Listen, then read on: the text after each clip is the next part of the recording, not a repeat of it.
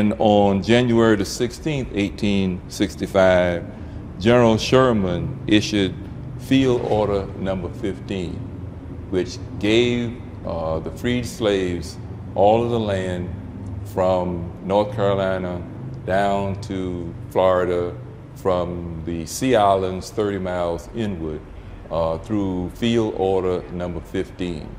This has been commonly known as the 40-acre and a mule deal. This is the voice of former mayor of Savannah, Georgia, Otis Johnson. He's speaking on C-SPAN in about 2011, discussing the formation and dissolution of Field Order 15. But shortly after that field order was issued, you know that Lincoln was assassinated. President Johnson was a Southern sympathizer, so it didn't take long for that field order to be voided. And that put a stumbling block in the way for African American slaves who had been freed to have an economic foundation in what was then an agrarian society. So that's one of my favorite stories. Curious Roots is a podcast that digs deep into the living earth of our personal, familial, and communal lives to help us understand how we exist in the world today.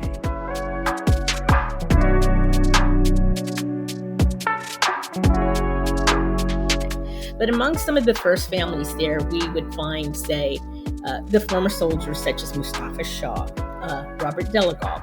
They had originally been on St. Catherine's as part of what we call the experiment with Black leadership that Tunis Campbell managed to bring to the region. So as they had gone back and rescinded the order in 1866, because unfortunately once President Lincoln was assassinated and Johnson came in to play, that was one of the first things that he did. Welcome to Curious Roots. I'm Michelle McCrary. We're continuing with the history of Harris Neck with some help from researcher and genealogist Terri Ward of Ujima Genealogy of coastal Georgia. At this point, Field Order 15 is in place, and the period known as Reconstruction is underway. Terri mentions Tunis Campbell. Campbell was from New Jersey and one of the most powerful Black politicians of the Reconstruction era. According to the New Georgia Encyclopedia, Campbell founded an anti-colonization society in 1832. He pledged to, quote, never leave this country until every slave was free on American soil, end quote. By 1865, he was chosen to oversee the resettlement efforts that were part of Field Order 15, specifically for Ossabaw, Delaware, Colonels, St. Catherine's, and Sapelo Island. The very next year, in 1866, President Lincoln is assassinated. And the fight for all of the freedmen to hold on to their land becomes even harder as Field Order 15 is revoked under the new regime of President Andrew Johnson. Then you have Johnson, who's basically, at his core, he's born a Southerner. He's got the Southern traditions and attitudes. And so all of the progress that was put forth and the intentions, I should say, with Lincoln would fall apart under the Johnson administration. So essentially, people were driven off of St. Catherine's. So like I said, I know that Mustapha and Robert Delagal, there's a great story out there written by Allison Dorsey showing exactly how they ended up at Harris Neck. I think Nephew's Point first and then Harris Neck. And then there are other soldiers such as Daniel Dunham, Daniel Spalding. There's a couple of Union soldiers, or their pensions show that they had actually settled in there. Mustapha Shaw was one of the former soldiers who fought with the Union Army and received land through Field Order 15. Shaw went to Ossabaw Island to start his new life. Before the war, he escaped the Delagal plantation on Harris Neck to join the 33rd Colored Infantry alongside my third great-grandfather, Lester Grant. Mustapha hated his father with good reason. His father, Edward W. Delagal, was also his enslaver on the Delagal plantation where Mustapha was born on Harris Neck. Mustapha changed his name when he joined the army, taking what my elder would call his basket name, Mustapha, and pairing it with Shaw in honor of Robert Gould Shaw, who led the 54th in the Civil War, another all-black regiment, just like the 33rd Colored Infantry. As Field Order 15 was under assault, the former enslavers and human traffickers began returning to the islands to remove freedmen who had already made their homes there. According to Professor Allison Dorsey's research in the paper Black Settlement and Community Development on Ossabaw Island, Georgia, 1865 to 1900, Mustapha was eventually forced from his home on Ossabaw, but he did not leave without a fight. Armed with a pistol and a bowie knife, alongside Robert and Lee Delagal, most likely his cousins, and a man named Paldo Brown, the men fought to defend their land, which was rightfully promised to them under Field Order 15. Shaw defended his home when the former slave owners tried to return and retake the land under Andrew Johnson's new Circular Order 10, which revoked Field Order 15. Mustapha ultimately had to flee Ossabaw Island as authorities hunted him and his cousins for, quote, defiance. Shaw ended up purchasing 10 acres of land from his hated father, Edward W. Delagal, for $1 in 1868. This land that Mustapha Shaw purchased would become part of the foundation that grew into the community of Harris Neck. But what's missing from the narrative and the documentation is just that. A lot of it's missing. So you've got to piece things together through property deeds and wills, because they have either fallen to courthouse burnings or else they're in private hands. I can say, when I say private hands, I was fortunate to run across one, say, for the Mifflin family, who actually purchased their property from the Brailsfords, because again, as Field Order 15 was rescinded, it placed the freedmen in a position that they would have to deal with the former planters and outright buy it.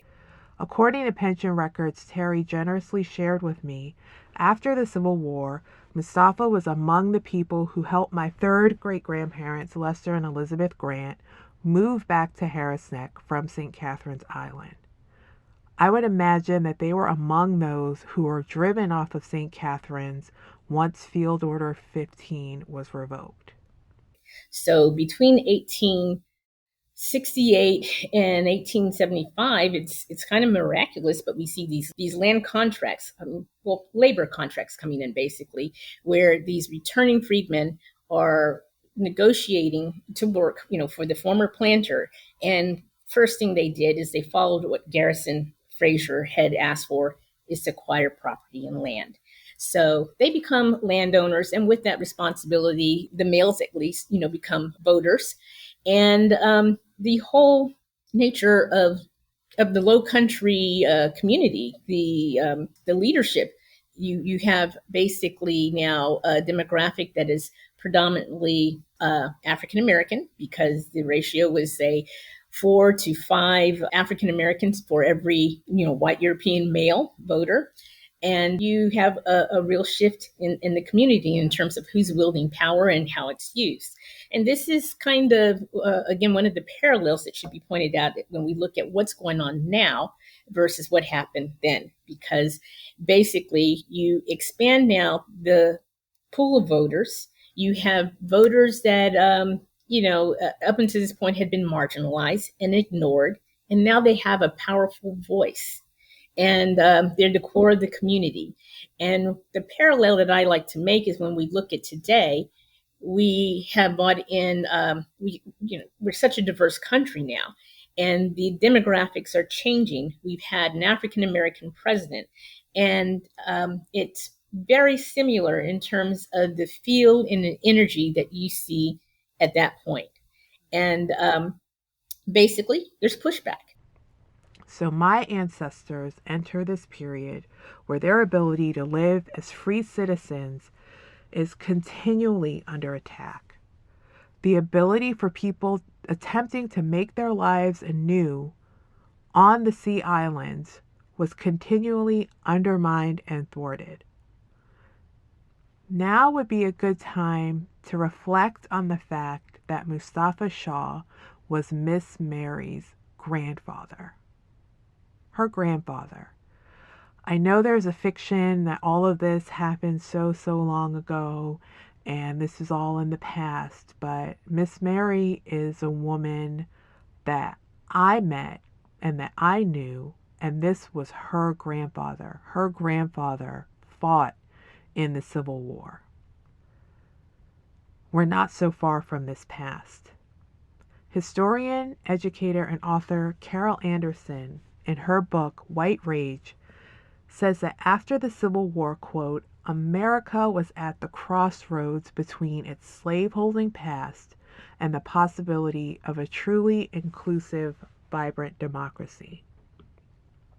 Further in that paragraph, to paraphrase Anderson somewhat inelegantly, surely at this moment, post a 4-year war with millions dead and most southern cities still smoking like the Targaryens lit them up with one smooth Dracarys, surely these white Southerners would concede that there had to be a better way to live. Surely they would consider this. Spoiler alert, they did not. As Terri said, Field Order 15 was rescinded after Lincoln's assassination in 1866. This was 10 years before the end of Reconstruction. Reconstruction only lasted from December 8th, 1863 to March 31st, 1877, and it was under attack the entire time. All of the Black elected officials who were legally elected to govern in many of these southern states were basically run out of office by these former slaveholders and their descendants. When I spoke to Terri, this sense that the U.S. was at another one of these crossroads felt very evident to both of us. We stand at these crossroads again because America refuses to let go of its slave-holding past. My ancestors simply sought to live their lives on their own terms, informed by a hard-won culture they both retained and created anew under the brutal system of chattel slavery. My ancestors' ability to not only survive but thrive post-enslavement was a direct rebuke of the fiction of white supremacy and superiority. That fear that slave owners had of vengeance and reprisal was projected onto Black communities in brutal waves of violence all along the coastal South and beyond. Sadly, that brutality would never end. It would only shift shape and form, but it never ceased its devastating impact upon my family and Black families throughout the South. Next time, on episode 4, we're going to dig into the lives of the people who actually lived on Harris Neck and find out more about what life was like before July 1942. This is Michelle McCrary. Thank you again for listening to Curious Roots. Curious Roots is co-produced by Converge Collaborative and Moonshadow Productions.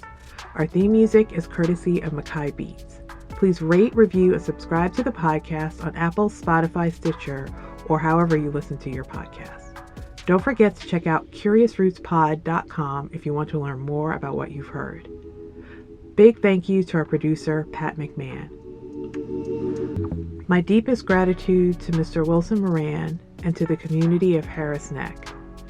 Big thank yous to Terri Ward and Adolphus Armstrong of Ujima Genealogy.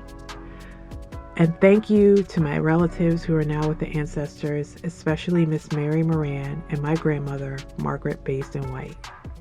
Thank you all for listening to Curious Roots.